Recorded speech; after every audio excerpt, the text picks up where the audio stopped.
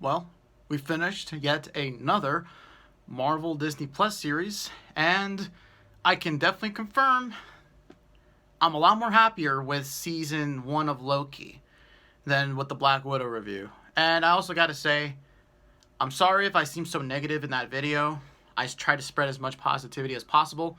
That's my main motto. I try to spread positivity onto other people, and all that sort of stuff, because I don't know, I'll talk maybe about that in another video. But basically, anyways, guys, Loki season 1 has finished, and well, this is my honest first reaction and thoughts of the series, and I have to say, guys, this might be my second favorite Disney Plus series, because the other one that I really liked was WandaVision, of course, as you all maybe know, or maybe you don't know.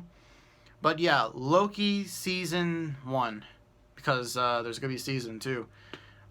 It's definitely an interesting series to talk about, so we'll go through the whole series and whatnot, sort of have you. But first, I just want to clarify one thing only, and that is all the stuff you heard about Loki. This is only the second time I'm going to mention this channel's name. Of course, I'm going to mention Geeks and Gamers here because, they've been spreading a lot of false information. This is just, I don't know, just a bunch of blinded people, I think, just not understanding the show, or at least not giving it really a benefit of a chance, because, because these people, their whole motto is shit on Disney, hate Disney, hate Kathleen Kennedy, all that sort of stuff, and once again, just watch the full series, or, I don't really know. I've been frustrated with people like that, because it's like, okay, come on. When the first 2 episodes hit Disney Plus, it's like, guys, you're not even giving it, you're criticizing it heavily first overall.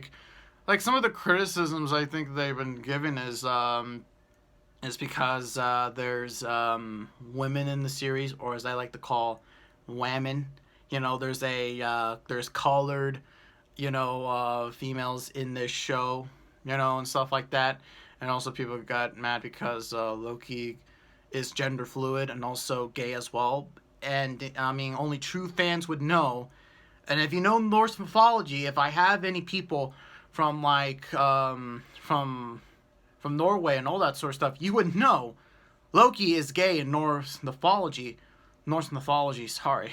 And you would know that Loki is gender fluid in the comics. Literally, he reincarnates himself. That's one of his powers. He reincarnates himself into a female. So, of course, there's just outrage, I don't know, just, of course, I'm not talking about the series, but I just wanted to get off my chest, because all the stuff they've been spreading, it's false.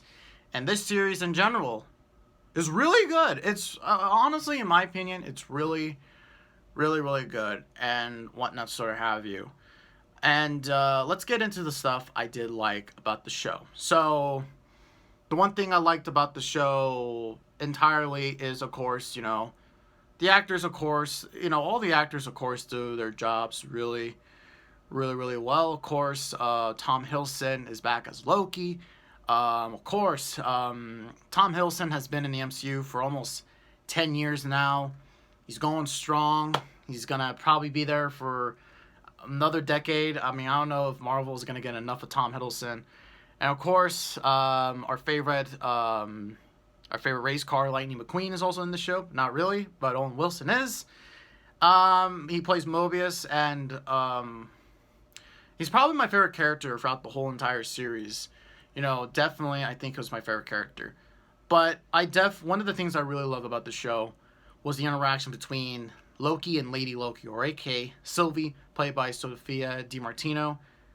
Both of those actors, Hiddleston and DiMartino, they do a really good job in this show. And one of my favorite episodes, well, I got a lot of favorite episodes. Episodes 2, 3, and 5 are my favorite episodes. And, episode 3, a lot of people like to say it's filler, but I don't really think it's, it kind of is filler, but it's interesting filler.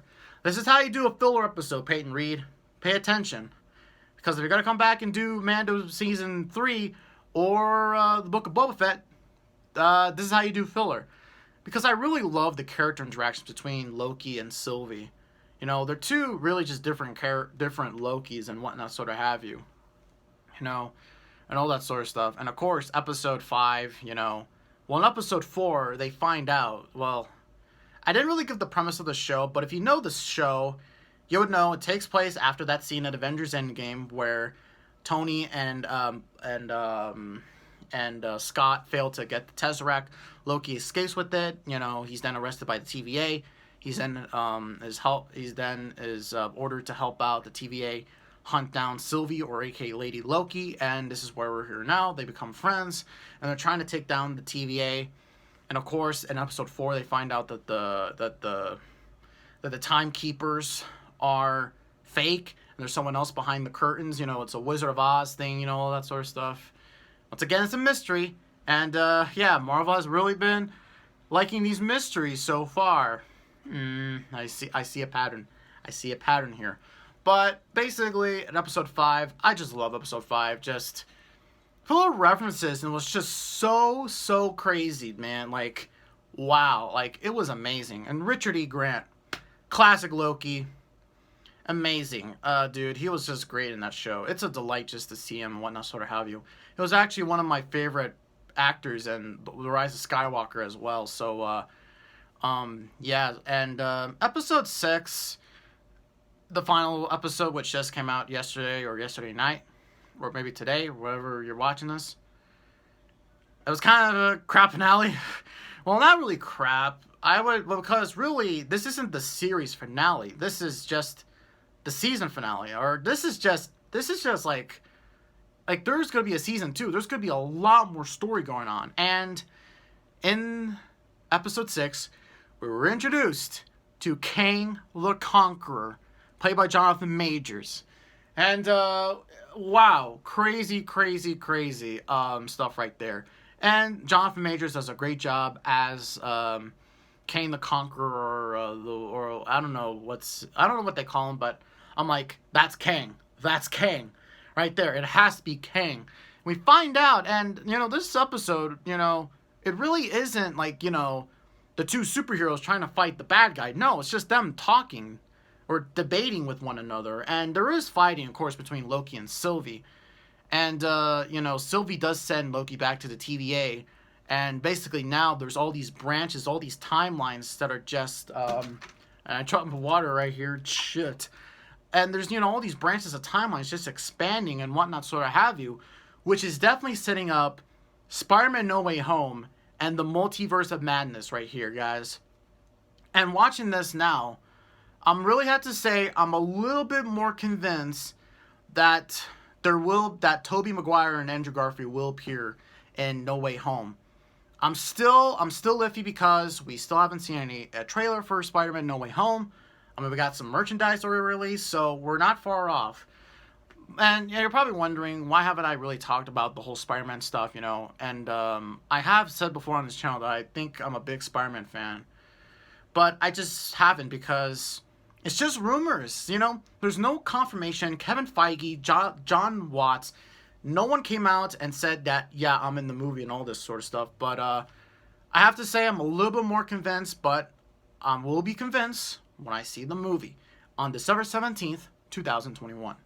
So, other than that, yeah, they're definitely setting up for a season 2 right here. And, of course, you know, they're setting up a lot of movies, too, like...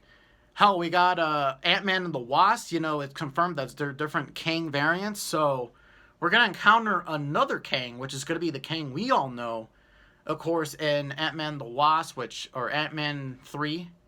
So that's going to be really interesting, though, guys. But overall, though, my second favorite Disney Plus series, probably by far, I have to give Loki Season 1 a 9 out of 10. That's my final rating for Loki, guys. If there's one major criticism I think I maybe have for the series is kind of, well, for the season, it's kind of like, I don't know, I kind of felt like I want a little bit more. But I don't know. That's not really the whole point of it. I know there's gonna be a season 2, so it won't really matter. So yeah, that's pretty much all I have to say. So the next Disney Plus series we're gonna get from Marvel is Marvel What If. I'm excited for that. Once again, probably I'll have an episode, or I'll probably review the series. Probably around the time when Shang-Chi and Legend of the Ten Rings comes out, or probably when Venom 2 comes out as well. I'll do a review of Venom as well.